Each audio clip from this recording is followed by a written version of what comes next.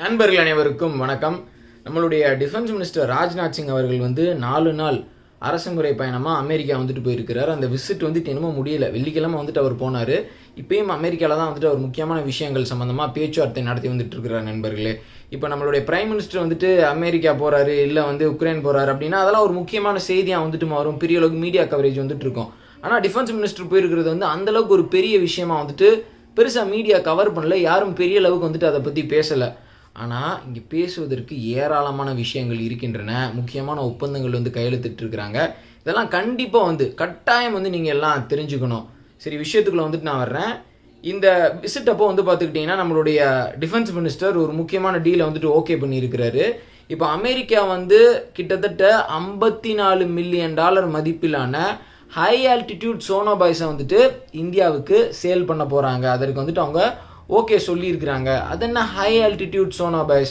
ஒரு நீர்மூழ்கி கப்பலை கண்டுபிடிக்கணும் அப்படின்னா, அதாவது கடலுக்கு அடியில் ரொம்ப ஆழமாக அது போயிட்டுருக்கோம். அதை கண்டுபிடிக்கணும் அப்படின்னா அந்த சர்வேலன்ஸ் ஆன்டி சப்மரைன் வார்ஃபேரில் ஈடுபடக்கூடிய அந்த சர்வேலன்ஸ் பிளேனோ இல்லை ஹெலிகாப்டரோ அதில் இருக்கக்கூடிய அந்த சிக்னல்ஸின் மூலமாக கண்டுபிடிக்கும். அது மட்டும் இல்லாமல் அந்த ஏர்கிராஃப்டில் இருந்து லான்ச் பண்ணக்கூடிய கடலுக்குள்ளே போடக்கூடிய சோனோபாய்ஸும் அதை கண்டுபிடிக்கும். நண்பர்களே, இப்போ அமெரிக்கா கிட்ட இருக்கக்கூடிய அந்த ஹை ஆல்டிடியூட் சோனோபாய்ஸ் நம்ம கிட்ட கிடையாது. இந்த ஹை ஆல்டிடியூட் சோனோபாய்ஸ்ல என்ன ஸ்பெஷாலிட்டி அப்படின்னு பார்த்துக்கிட்டீங்கன்னா, இந்த எக்யூப்மெண்ட்டை உயரமாக பறந்துகிட்டு இருக்கிறப்பே கடலுக்குள்ள டிராப் பண்ண முடியும். அதனால கடலில் பட்டு உள்ளே போகிறப்போ அந்த சர்ஃபேஸில் பட்டு உள்ளே போகிறப்போ அந்த சோனோபாய்ஸ்க்கு சேதம் அப்படின்றது ஏற்படாது.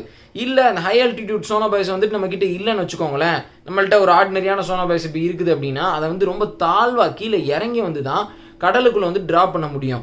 இந்த சோனோபாய்ஸ் கடலுக்குள்ள போனதுக்கு அப்புறம் பார்த்துக்கிட்டீங்கன்னா நீர்மூழ்கி கப்பலினுடைய அந்த அக்கோஸ்டிக்ஸ் சவுண்டை ஈஸியாக கண்டறியும் அப்படின்னு சொல்றாங்க.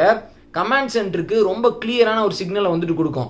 ஒரு சர்வேலன்ஸ் பிளேனும் அதனுடைய சிக்னல்ஸின் மூலமாக ஒரு நீர்மூழ்கி கப்பலை ஐடென்டிஃபை பண்ணுது. இதுவும் ஐடென்டிஃபை பண்ணுது அப்படின்னா டார்கெட் எந்த இடத்துல இருக்கு அப்படின்றத ஈஸியாக ஃபிக்ஸ் பண்ணிக்க முடியும் அப்படின்னு சொல்றாங்க. ஸோ ஒரு ஆன்டி சப்மரைன் வார்ஃபேரில் நீர்மூழ்கி கப்பலுக்கு எதிரான அந்த ஒரு யுத்தத்தில் இந்த ஹை ஆல்டிடியூட் சோனோபாய்ஸ் ரொம்பவே இன்றியமையாததாக இருக்கும் அப்படின்னு சொல்றாங்க. ஸோ இப்போ நம்ம அமெரிக்கா கிட்ட இருந்து வாங்கக்கூடிய அந்த ஹை ஆல்டிடியூட் சோனோபாய்ஸ் பார்த்துக்கிட்டிங்கன்னா P-8I சர்வேலன்ஸ் ஏர்கிராஃப்ட், நம்ம முக்கியமாக நீர்மூழ்கி கப்பலை கண்டறிகிறதுக்கு அதான் நம்ம வச்சிருக்கிறோம். ஸோ அந்த P-8I ட்ராப் பண்ண முடியும். அப்புறம் நம்ம கிட்ட இருக்கக்கூடிய Seahawk helicopters MH-60 Romeo helicopters அப்படின்னு சொல்லுவாங்க, அதுலேருந்து ட்ராப் பண்ண முடியும். இப்போ அமெரிக்கா கிட்ட நம்ம வாங்க போகிற MQ-9 சி கார்டியன் ட்ரோன்ஸ்லேருந்து நம்ம ட்ராப் பண்ண முடியும் அப்படின்னு சொல்கிறாங்க. நண்பர்களே, இப்போ இந்த ஹை ஆல்டிடியூட் சோனோபாய்ஸினுடைய முக்கியத்துவம் உங்களுக்கு புரிஞ்சிருக்கும்னு நான் நினைக்கிறேன். சீனா பார்த்துக்கிட்டிங்கன்னா இப்போ கிட்டத்தட்ட சராசரியாக 60 நீர்மூழ்கி கப்பல் வச்சிருக்கிறாங்க. அதை 80 ஆக்கணும் அப்படின்னு சொல்லிட்டு பெரிய அளவுக்கு அவங்க வேலைகளை செஞ்சு இருக்கிறாங்க. சீனாவினுடைய பலமே என்ன அப்படின்னு பார்த்துக்கிட்டிங்கன்னா அவங்களுடைய சப்மரைன் ஃப்ளீட் தான். அவங்கள்ட்ட நிறைய நீர்மூழ்கி கப்பல் இருக்கு. ஸோ அந்த நீர்மூழ்கி கப்பல்களை இந்திய பெருங்கடலுக்குள்ளே பெரிய அளவுக்கு விட்டு இந்தியாவுக்கு எதிராக செயல்படணும் அப்படின்னு சொல்லிட்டு சீனா நினைக்கிறாங்க. ஸோ அப்போ நம்ம அதை நல்லா புரிஞ்சுக்கிட்டு என்ன செஞ்சு இருக்கிறோம் அப்படின்னு பார்த்துக்கிட்டிங்கன்னா, சீனாவினுடைய நீர்மூழ்கி கப்பலை எப்படி ஹண்ட் பண்ணுறது, அது எப்படி ஐடென்டிஃபை பண்ணுறது. ஒரு நீர்மூழ்கி கப்பல் இருக்கிற இடம் கண்டுபிடிச்சிட்டா அந்த நீர்மூழ்கி கப்பலினுடைய கதை அவ்வளோதான், அந்த ஃபேட் ரொம்ப மோசமாக தான் முடியும் அப்படின்னு சொல்லுவாங்க. ஸோ அதனால் நீர்மூழ்கி கப்பலை கண்டுபிடிக்கிற அந்த விஷயத்தில் இப்போ நம்ம தீவிரமாக செயல்பட ஆரம்பிச்சிட்டோம். ஸோ அந்த டெக்னாலஜி நம்மக்கிட்ட நல்லா இருந்தது அப்படின்னா கண்டிப்பாக அது சீனாவுக்கு மிகப்பெரிய பின்னடைவை ஏற்படுத்தும். ஸோ இந்த விஷயத்தில் அதனால தான் அமெரிக்காவோட நம்ம பெரிய அளவுக்கு இணைஞ்சு செயல்பட்டு இருக்கிறோம். நண்பர்களே, இப்போ அமெரிக்கா கிட்ட இருந்து இந்த MQ-9 சி கார்டியன் ட்ரோன்ஸை நம்ம வாங்கிட்டோம் அப்படின்னா இன்னமும் நம்மளுடைய ஆன்டி சப்மரைன் வார்ஃபேர் கேப்பபிலிட்டி அப்படின்றது பலம் கூடும். இப்போ நம்மளுடைய டிஃபென்ஸ் மினிஸ்டர் பார்த்துக்கிட்டிங்கன்னா இந்த MQ-9 பிரிடேட்டர் ட்ரோன் டீல் சம்மந்தமாகவும் பெரிய அளவுக்கு பேசி இருக்கிறாரு. அது இறுதி ஒப்பந்தம் இன்னமும் போடப்படலை. 2024 இறுதி ஒப்பந்தம், 2024 முடிகிறதுக்குள்ளே இறுதி ஒப்பந்தம் போடப்படும் அப்படின்னு சொல்லிட்டு சொல்கிறாங்க. 2026 ஃபர்ஸ்ட் டெலிவரி ஸ்டார்ட் ஆயிரும் அப்படின்னு சொல்லிட்டு சொல்கிறாங்க. ஸோ அது சம்மந்தமாக நம்மளுடைய டிஃபென்ஸ் மினிஸ்டர் முக்கியமாக பேச்சுவார்த்தையில் ஈடுபட்டு இருக்கிறாரு. இதற்கு அடுத்தபடியாக ரொம்ப ஒரு முக்கியமான விஷயம் இப்போ ஒப்பந்தம் போட்டிருக்கிறாங்க. என்ன அப்படின்னு பார்த்துக்கிட்டிங்கன்னா security of supply agreement, SOSA agreement அப்படின்ற சொல்கிறாங்க. ஸோ இந்த ரொம்ப முக்கியமான ஒரு அக்ரிமெண்ட்டை இப்போ இந்தியாவும் அமெரிக்காவும் போட்டிருக்கிறாங்க. இது எதற்கு அப்படின்னு பார்த்துக்கிட்டிங்கன்னா, வீடியோவோட ஸ்டார்டிங்லேயே நான் சொல்லணும்னு நினச்சேன். அமெரிக்காவை பற்றி பேசுகிறோம், ஒரு சிலருக்கு கோவங்கள் இருக்கும். என்ன அப்படின்னா, இந்த ஜெனரல் எலக்ட்ரிக் F404 இன்ஜினை அமெரிக்கா நம்மளுக்கு சப்ளை பண்ண ஆரம்பிச்சிருக்கணும். ஆனால் 10 மாதம் ஆச்சு, இன்னமும் சப்ளை பண்ணல. இந்த சப்ளை செயின் இஷ்யூன்றாங்க, ஒரு சில பிரச்சனைகள் இருக்குது அப்படின்றாங்க. அதாவது பொருட்கள் வரணும், நாங்கள் தயாரிக்கிறதுக்கு தேவைப்படுற அந்த பொருட்கள் வந்துட்டு வரணும், அதெல்லாம் கொஞ்சம் காலதாமதம் ஆகுது அப்படின்னு சொல்லிட்டு காரணங்கள் சொல்கிறாங்க. ஸோ இப்படியெல்லாம் காரணங்கள் சொல்லாமல் இருக்கிறதுக்கு தான் இந்த எஸ்ஓஎஸ்ஏ அக்ரிமெண்ட்டு. ஸோ இந்த எஸ்ஓஎஸ்ஏ அக்ரிமெண்ட் போட்டாச்சு அப்படின்னா எந்த நாட்டோட அந்த அக்ரிமெண்ட்டை வந்துட்டு அமெரிக்கா போட்டிருக்கிறாங்களோ அவங்களுக்கு ஒரு குறிப்பிட்ட பொருளை அவங்களுடைய அந்த ஒரு தொழில் நிறுவனம் வந்து, நான் இது சொல்கிறது வந்து டிஃபென்ஸ் இண்டஸ்ட்ரியில் வந்துட்டு நான் சொல்கிறேன், டிஃபென்ஸ் இண்டஸ்ட்ரியில் இருக்கக்கூடிய ஒரு தொழில் நிறுவனம் வந்து அந்த பொருளை கரெக்டான நேரத்துக்கு வந்து டெலிவர் பண்ணி ஆகணும். முன்னாடியே அதை தயாரிப்பதிலையோ இல்லை வந்து அதற்கு மூலப்பொருட்கள், அதை மேனுஃபேக்சர் பண்ணுவதற்கு தேவையான பொருட்கள் வர்றதற்கு காலதாமதம் ஆச்சு அப்படின்னா அதை கண்டறிஞ்சு சரி செஞ்சு எல்லா விஷயங்களையுமே கரெக்ட் பண்ணணும். ஸோ அதுக்கு தான் இந்த எஸ்ஓஎஸ்ஏ அக்ரிமெண்ட்.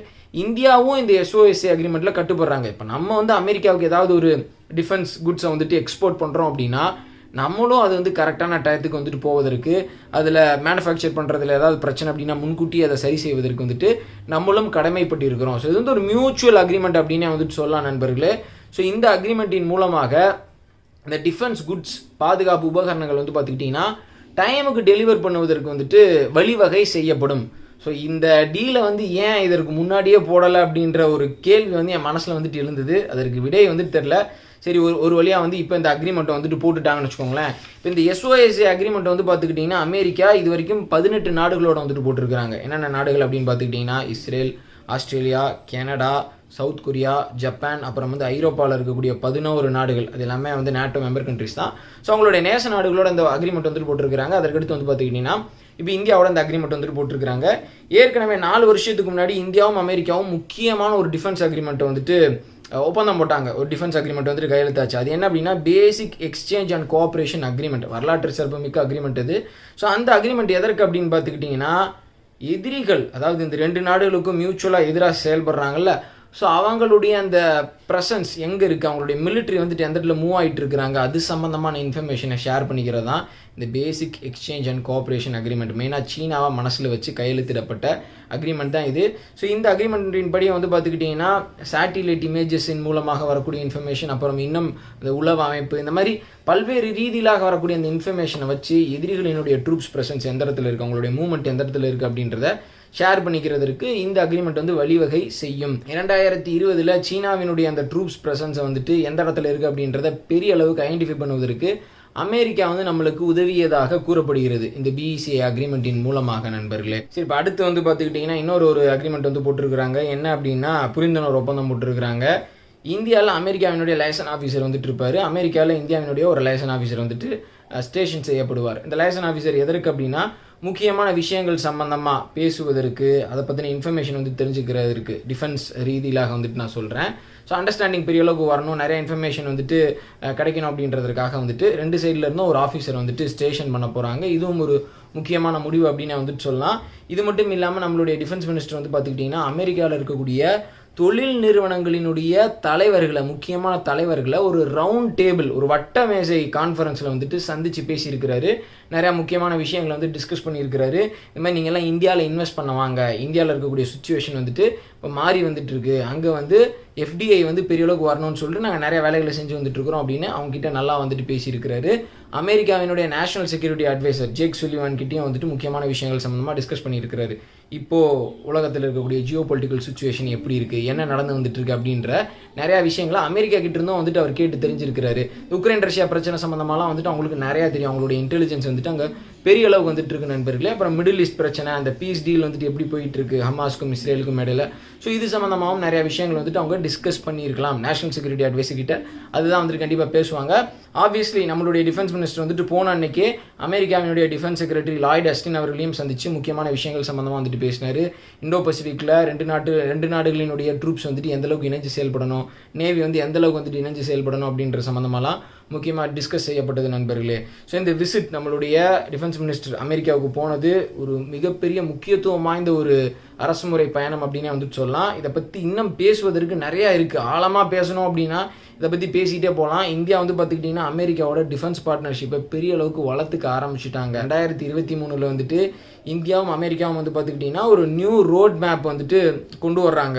அதாவது இனிமேல் வரப்போகிற காலங்களில் டிஃபென்ஸ் இண்டஸ்ட்ரியல் கோஆப்ரேஷன் அப்படின்றது இரு நாட்டினுடைய தொழில் நிறுவனங்களும் எப்படி இணைஞ்சு செயல்படணும் அப்படின்ற சம்மந்தமாக ஒரு வரையறை வந்துட்டு வகுக்கிறாங்க. ஸோ அதன் வழியில் தான் வந்து இப்போ பெரியளவுக்கு இணைஞ்சு செயல்பட்டு வந்துட்டு இருக்கிறாங்க.